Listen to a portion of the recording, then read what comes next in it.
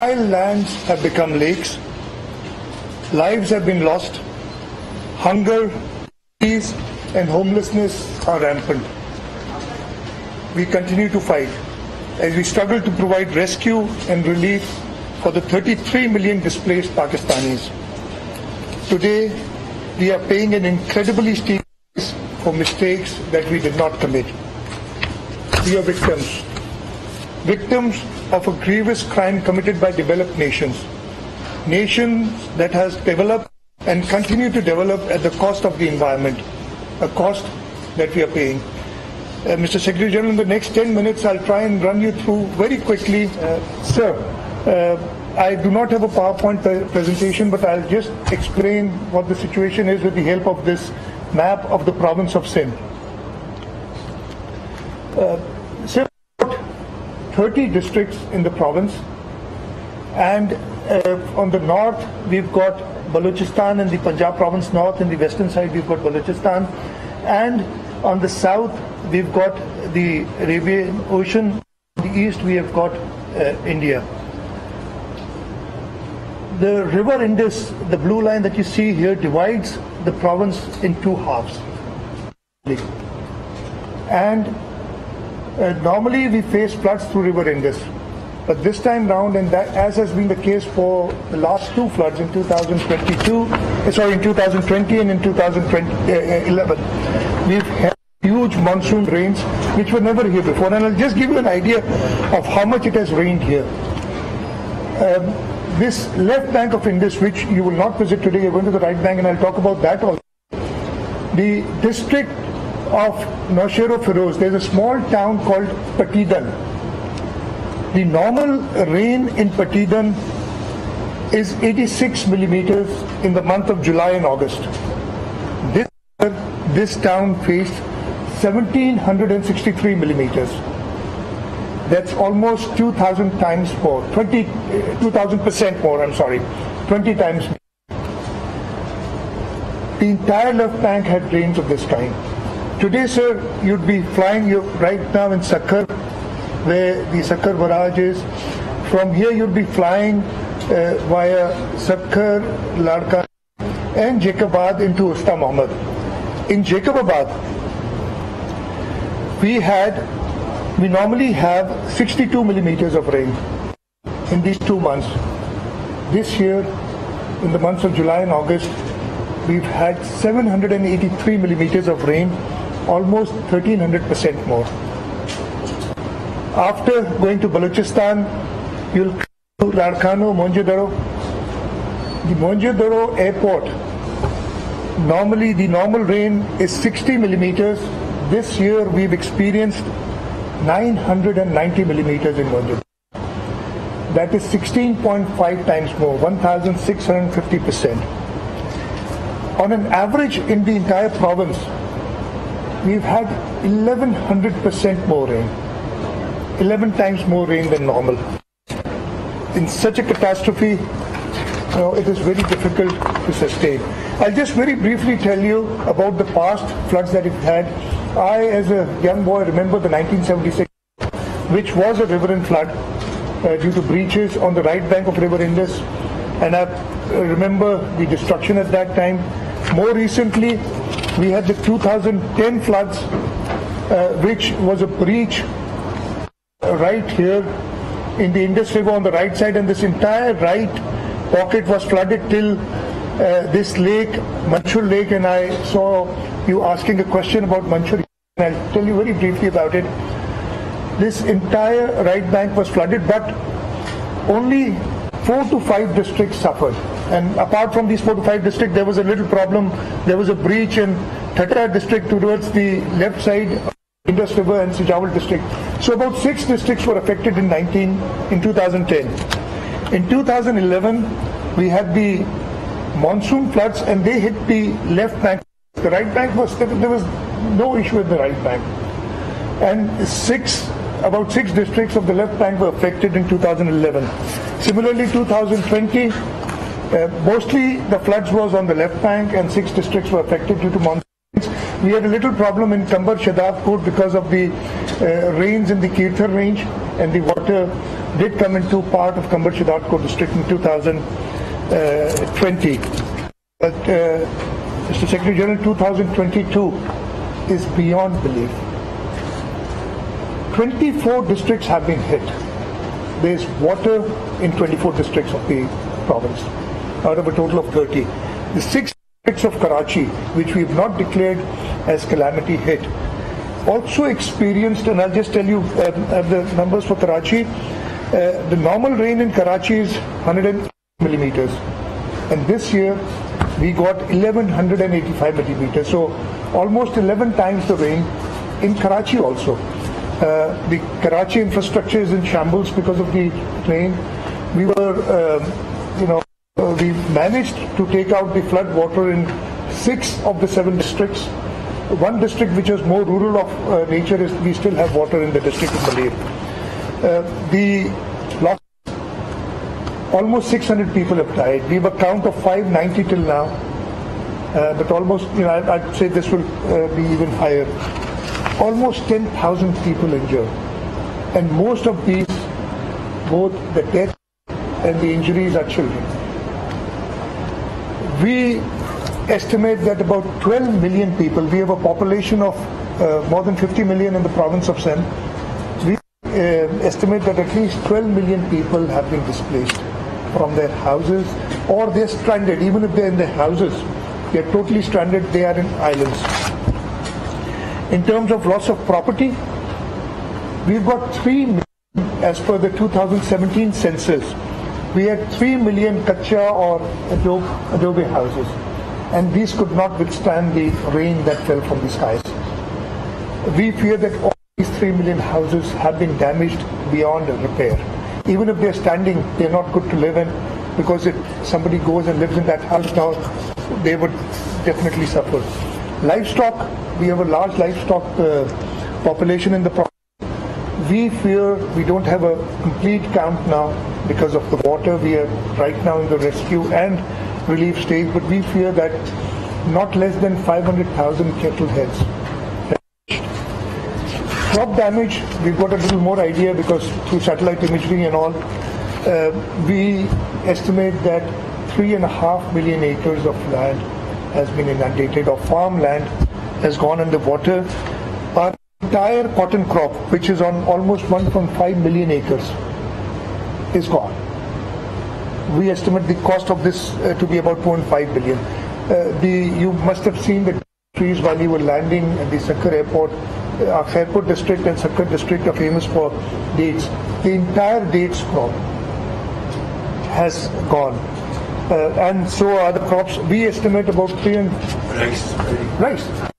75% of the rice is gone. About 30% of sugarcane is gone. The total estimate that we have currently is about 350 billion worth of crop damage. So in terms of damages, as I said, 350 billion rupees of crop damage. The houses, the 3 million houses that have gone, if you put a very conservative number of 300,000 rupees per house, 900 billion rupees. The cattle, the estimate of 500,000 at 100,000 rupees per head per animal, it's 50 billion rupees. So these are the losses of the personal losses to people. What we want immediately right now, I'll just go straight to what we need. Secretary General, when you go out, you'll see people are living under this scorching heat. Now, first they were hit by rains. Even today, we've got a forecast in the southeastern districts, in Parker and Badin, we've got forecast of rain today. Umarkot. First, they were under these torrential rains. Now they are in the scorching sun. We've tried to arrange tents. We've tapped every source in the country. We've got some relief from friendly countries. The civil administration, the provincial government, the federal government, the armed forces, all of us are working together. But we still need, for the current, about 1.5 million more tents or tarpaulin sheets, because we use them as tents for shelter. Mosquito nets. We've tried, the Prime Minister was kind enough, he promised 1.5 million tents, and the NDMA is distributed. and we've sourced another almost 2 million tents of our own. But despite that, right now we are short of 2 million mosquito nets. We are short of 2 million mosquito nets. The animals are dying because of mosquito bites. We need at least 1 million animal mosquito nets. Rations we are arranging ourselves.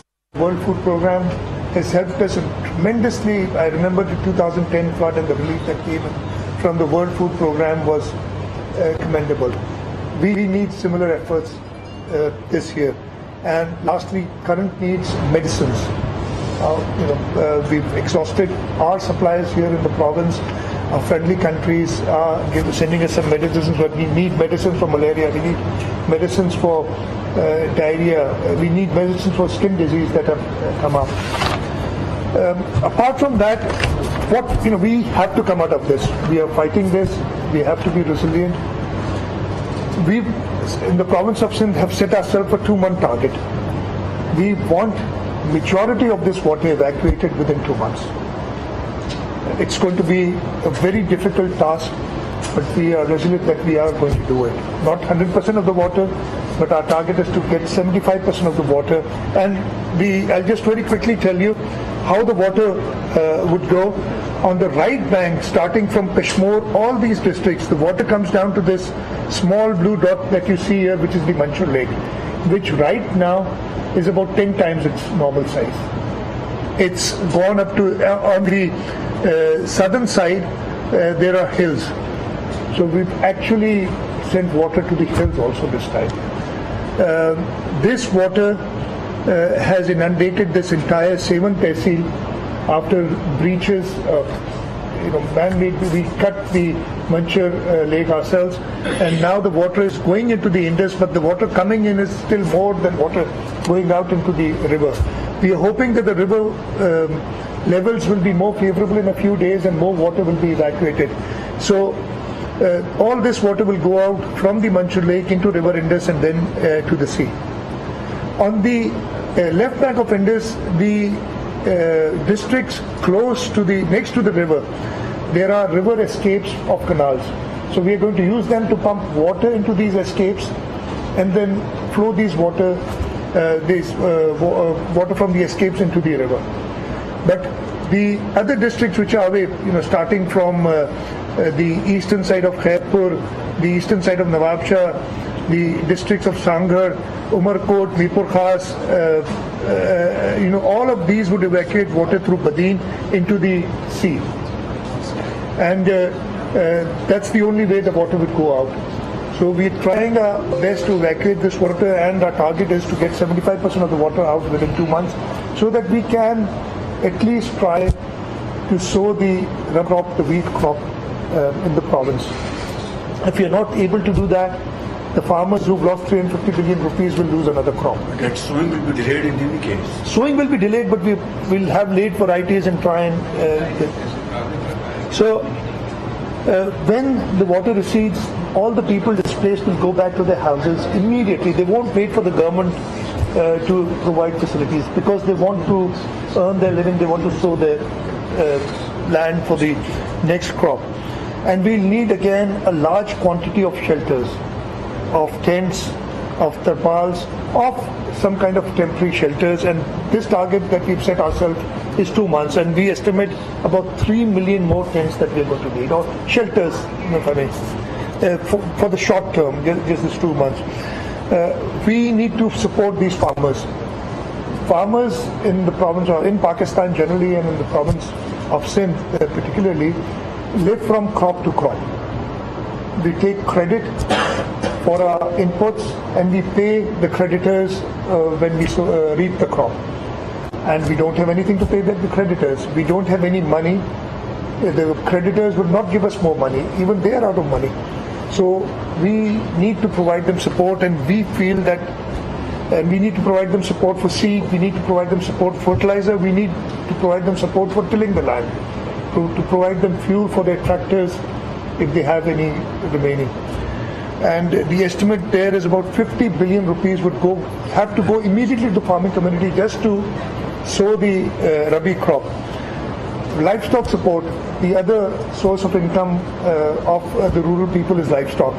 And though the damage is much larger, but we feel that immediately we need to import livestock from areas, from countries which have similar climates or similar breeds, so that we can give to these livestock farmers, and another 20 billion is required. Our irrigation network is devastated. The estimate for revival of the irrigation network, and this is a very preliminary estimate, is 195 billion rupees. We need to spend 30 billion rupees in the next 2 months to revive the system, to at least be able to sow the Rabi crop. Just to that level. It's not a complete rehabilitation. Just put it on a ventilator so that it survives and is able to give water to the Rabi crop. Similarly, the road network, the total amounts are much larger, but we need to spend about 15 billion rupees in the next 2 months to make the roads motorable. Right now, you cannot go from Sukkar to Karachi. There's only one route, and normal driving time is about 6 to 7 hours. It may take you up to 24 hours right now to get to Karachi by taking some detours, and you probably need a 4x4 vehicle. You would not be able to go in a small car. The government buildings, especially the schools and hospitals that have been damaged, we need to restore them immediately. And we estimate an amount of about 5 billion rupees for that immediately. Karachi, I told you, though it does not have water, when you go there in the evening, Mr. Secretary, tonight you won't see water in Karachi, but it had 11 times of the normal rain. The infrastructure is, and you would probably see that, is completely damaged. And we would need right now, in order to revive the infrastructure, and again this 2-month target, about 10 billion rupees. Then we have a medium-term target for 1 year. We need to make houses for these people. Again, at a cost of 300,000 rupees per house, we are estimating 900 billion rupees to make these houses. And they need a support. The provincial government, the federal government, and we're requesting the international agencies will have to come for this support. This is not their doing, they're suffering because of others. As I said, irrigation network, we expect to spend another 165 billion rupees just to revive it to where it was on the 1st of July 2022. The road networks, to revive it again, to bring it to where it was on the 1st of July 2022, we need 45 billion, another 10 billion for government buildings, and the Karachi infrastructure, 10 billion we need immediately, and another 60 billion we estimate in the next year to make it livable, if I may. I'll just try and end quickly. Ultimately, we need to upgrade our irrigation and drainage infrastructure. We cannot withstand these. We were not built for 10 times the rain. I don't think we'll be able to build the infrastructure for 10 times the rain, but at least we can endeavor to drain out the water quicker than what it takes now. This is a very rough estimate. We need 1 trillion rupees to upgrade the irrigation infrastructure. Raise the dikes. The flood protection bond, which protects us from the hill torrents, was breached at 5 or 6 places. And we raised it after 2010 by 5 feet or 6 feet. But it breached at 6 places. So we need to strengthen that.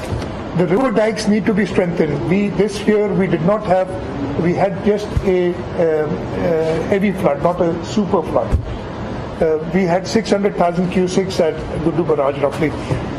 We've experienced up to 1.1 million cusics. The average flow at Gudu Barrage is about 400,000 cusics. The way the environment, the way the nature is hitting back at us, if we get 10 times the 10 times the flows in the river, that's about 4 million cusics of water. Now, I hope that be doomsday. But this is what the nature is doing, and it's doing because of no fault of ours. And lastly, the urban infrastructure. We feel that the cities of Karachi, Hyderabad, Sukkar, in order that we do proper drainage works there, another 1 trillion rupees are required. In terms of US dollars, this entire plan would be about 16 billion US dollars is what we estimate.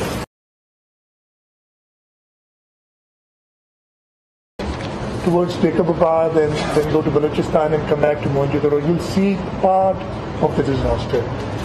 You'll see water is receded because you're going towards the northernmost districts of the province. The water is receding from here and going southwards. There was more water here about a week back. As you go down, you'll see, lots more water. So the disastrous effect of climate change on Pakistan are entirely disproportionate to our contribution to the problem. We add, and I know I'm preaching to the choir here. I've heard you yesterday. We add negligible amount to world's greenhouse gas emissions. Yet we bear the brunt of the devastating effects. It's only fair that we look to the world in the wake of the disaster that has befallen us. While I humbly phrase this as an appeal, it is in fact what we are owed by the developed world. Pakistan needs help. This battle cannot be ours alone. We look towards you, Mr. Secretary General, to help bring the world to us. Today, we look to you to help us to provide relief. Tomorrow, we need to rebuild. We look towards you to help us build structures that adapt to this climate change. We hope to build homes that allow the residents to live without fear of being washed away, and infrastructure that can withstand the fury of melting glaciers, torrential rains, and raging rivers. We also look to the world for helping in constructing drainage capable of handling such unprecedented amount of water as we are seeing today. We need to make international laws that restrict and prohibit developed countries from pursuing policies which result in catastrophic consequences for the less developed. We need to promote a green agenda and a resilient policy. We look towards you, Mr. Secretary General, and the rest of the United Nations to ensure that no other country suffers the way Pakistan is suffering today. Thank you very much.